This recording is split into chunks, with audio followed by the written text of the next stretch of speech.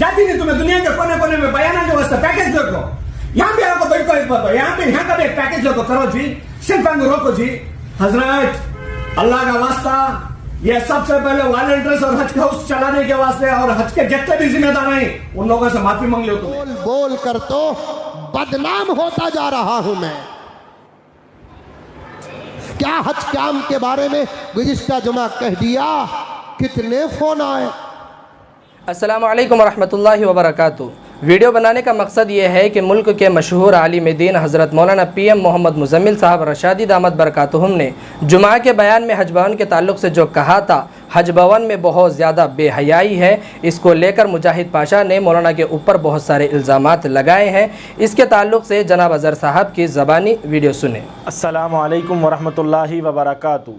मैं मोहम्मद अज़हर शाहबाद गुलबर्गा डिस्ट्रिक्ट से चंद दिनों से मुल्क के मशहूर मारूफ़ आलिम दीन हज़रत मौलाना PM मोहम्मद मुज़म्मिल साहब रशादी वाला जाही दामद बरकातुम के जुमा का बयान, जिसमें हज़रत ने हज भवन के ताल्लुक़ से कहा है, उस बयान को लेकर शहर बिंगनूर के एक मुजाहिद पाशा नाम का शख्स उस बयान को लेकर बहुत ज़्यादा शोर और हंगामा मचा रहा है। आप तमाम लोगों ने भी हज़रत मौलाना PM मुज़म्मिल साहब का उस जुमा का बयान जो हज भवन के ताल्लुक़ से है, आप लोगों ने सुना होगा। हज़रत ने हज भवन के ख़िलाफ़ नहीं कहा। हज़रत वाला ने जो कहा है, हज भवन के अंदर जो बेहयाई हो रही है, जो औरतों का लड़कियों का बेपर्दगी से आना और बेपर्दगी से चलना फिरना जो बेहयाई हो रही है, उस ताल्लुक़ से हज़रत ने अपने जुमा के बयान में कहा है।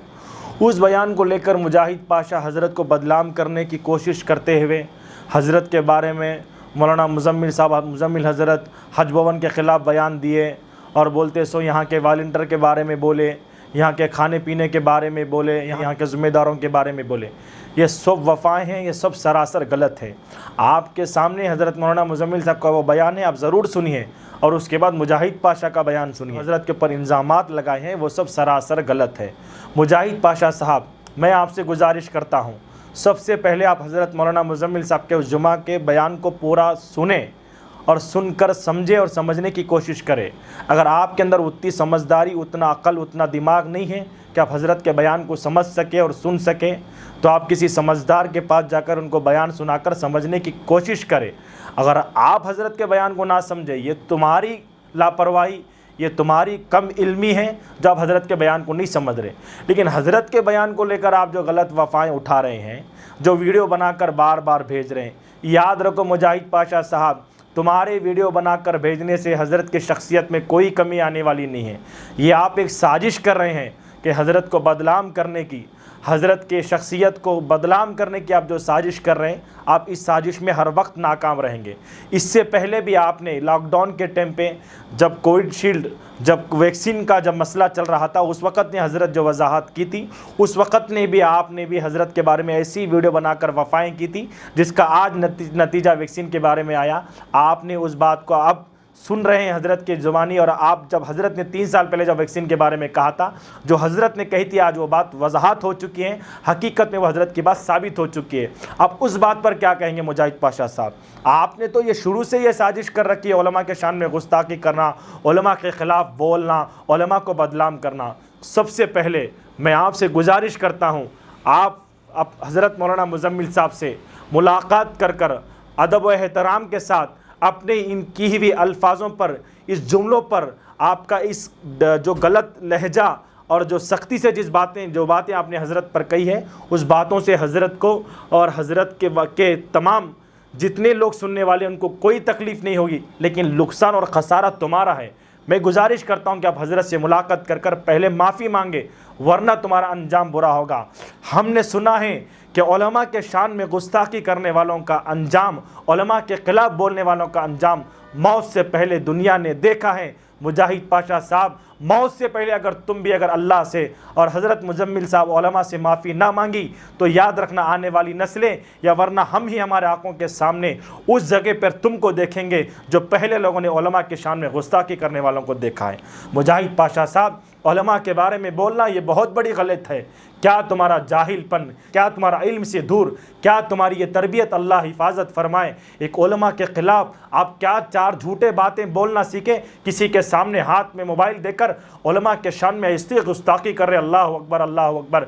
ये तरीक़ा हमें पसंद नहीं है मुजाहिद साहब, इस बात की हम सख्त मुखालिफत करते हैं, सख्त मजम्मत करते हैं। आपने जो इस उलमा के शान में बात की है ये सरासर गलत है, इससे हमारा बहुत दिल टूटा है।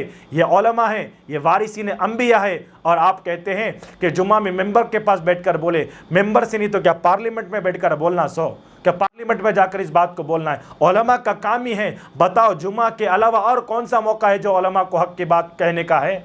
हाँ, आप तो उलमा को हक बोलने के लिए आप रोक रहे हैं। मुजाहिद पाशा साहब, मुजम्मिल हज़रत का ये मिजाज है और उलमा का ये मिजाज है, पहले से लेकर अब भी और आइंदा भी, हर वक्त जहाँ जहाँ भी उम्मत पर जो भी गलत होगा, शरीयत और इस्लाम के ख़िलाफ़ काम होगा, उसके बारे में उलमा बोलते रहेंगे। तुम्हारे क्लिप से, तुम्हारे बोलने से हज़रत की ज़बान रुकने वाली नहीं है मुजाहिद साहब। ये तो उलमा का काम है, ये तो उलमा को विरासत में मिलाया गया है कि आने वाली उम्मत की इस्लाह करिए, तो उलमा की ज़िम्मेदारी है। क्या तुम लीडरों के सामने अपना मकाम पाने के लिए, सियासत में तुम्हारा पल्लू सीधा करने के लिए, चंद लीडरों के सामने अपनी वाहवाही के लिए तुम उलमा के शान में गुस्ताखी कर रहे? अल्लाह अकबर। मुजाहिद साहब, उलमा के ख़िलाफ़ बोलकर चंद लीडरों के सामने तुम्हारी तारीफ़ तो होगी, चंद लीडरों के सामने तुम्हारा एक मकाम तो बनेगा, सियासत में तुम्हारी तरक्की तो होगी, लेकिन याद रखो मुजाहिद पाशा, दुनिया व आखिरत में तुम्हारा अंजाम बहुत बुरा होगा। जो तुमने हज़रत के ऊपर कैसे कैसे इल्ज़ामात लगाई, क्या तुम्हारा तरीक़ा है? पाँव के ऊपर पाँव डालकर, सोफे पर बैठकर हज़रत आकर माफ़ी मांगना। कई को हज़रत माफ़ी मांगेंगे, किसी हाल में हज़रत आपसे माफ़ी नहीं मांगेंगे, और हज भवन की कोई ज़िम्मेदार से हज़रत माफ़ी नहीं मांगेंगे। हज़रत ने जो कहा वो हक कहा है, हज़रत ने जो कहा वो सही कहा है। और मैं भी ये कहना चाहता हूँ, हज़रत हज भवन के ख़िलाफ़ नहीं है, हज़रत हज भवन के ज़िम्मेदारों के ख़िलाफ़ नहीं है, हज़रत हज भवन के वॉलंटियरों के ख़िलाफ़ नहीं है, हज़रत हज भवन के कादिमीन के ख़िलाफ़ नहीं है, हज़रत हज भवन में होने वाली बेहयाई के ख़िलाफ़ पहले भी बोले हैं, अब भी बोले हैं, और आइंदा भी अगर ऐसा कहीं होगा तो हज़रत उसके बारे में बोलेंगे। और आप जो वॉलंटियर के सिलसिले में कहे कि वहाँ के वॉलंटियरों के बारे में ऐसा बोले, वहाँ के वॉलंटियर कितनी खिदमत करें, अरे हम उन वॉलंटियरों की खिदमत को सलाम करते हैं जो दिन रात जाने वाले हुज्जात के कादिम बनकर उनकी दिन रात खिदमत कर रहे हैं। जहाँ हम हुज्जात के लिए दुआ करते हैं, वहाँ के कादिमीन के लिए भी हम दुआएँ करते हैं। लेकिन जो तुम हज़रत को बदनाम करने के लिए जो बीच में वॉलंटियरों का जो नाम लिया, ये सरासर धोखा है। एक हमें हज़रत का एक जुमला ऐसा बताओ जो हज़रत ने वहाँ के हज भवन के कादिमीन के और वॉलंटियर के बारे में कहा। आपने वॉलंटियरों को क्यों बीच में लिया? क्या वहाँ के चेयरमैन के खिलाफ हज़रत ने बात की? वहाँ जाकर जो उलमाए दुआएं कर रहे हैं उनके खिलाफ हज़रत ने कुछ कहा? हज़रत किसी के बारे में कुछ नहीं कहा, वह होने वाली बेहयाई के बारे में कहा। मुजाहिद पाशा साहब, मैंने दूसरा क्लिप भी आपका सुना, आपने उस क्लिप पर भी हज़रत पर यह इल्ज़ाम लगाए कि मुजम्मिल हज़रत बयाना को जाकर पैकेजें ले रहे। मुजाहिद साहब, मैं आपसे पूछना चाहता हूँ, कब हज़रत ने बयानों को जाकर पैकेज लिए? क्या आप हज़रत को बयान को बुलाकर पैकेज दिए? बताओ, हमें एक दलील बताओ, एक प्रूफ बताओ, हमें एक ऐसा सबूत दिखाओ कि फ़लाने हज़रत ने वह बयान कर उनसे 25,000 रुपये मंगे,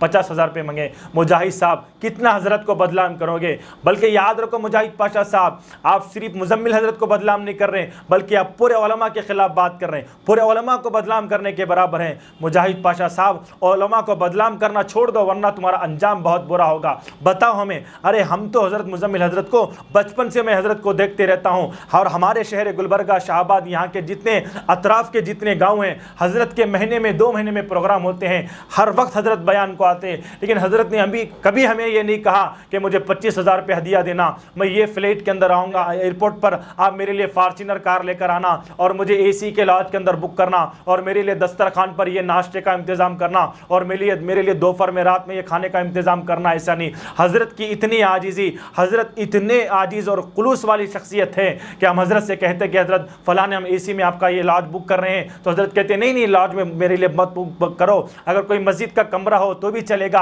अगर किसी इमाम मौज़िन का एक सेपरेट घर है जहाँ ख़वातीन ना हो, वहाँ भी मैं ठहरने के लिए तैयार हूँ। और कभी हज़रत ने इतने कम से कम 25 या 30 साल से हज़रत इस बयानों के लाइन में मुल्क के हिंदुस्तान के दौरे कर रहे हैं, हमें अब तक एक शिकायत भी नहीं पहुँची, और किसी एक जलसे वालों भी ने हमसे ये नहीं कहा कि हज़रत हमें हज़रत को 25,000 रुपये हदिया हज़रत मांग रहे। कभी नहीं। मुजाहिद साहब, ये हज़रत पर झूठे इल्ज़ामात लगा रहे हैं। अगर आपके पास पास कोई दलील और प्रूफ हो तो आप हमारे सामने रखें, फिर उसके बाद हम बात आगे करेंगे। ऐसे खिलाफ बोलना ये सब सरासर गलत है। हज़रत की आजीज़ी को हम जानते हैं, हज़रत हमारे शहर को आते हैं, आपका ये बोलना बिल्कुल गलत है। दुआ है कि अल्लाह आपको हिदायत नसीब फरमाए।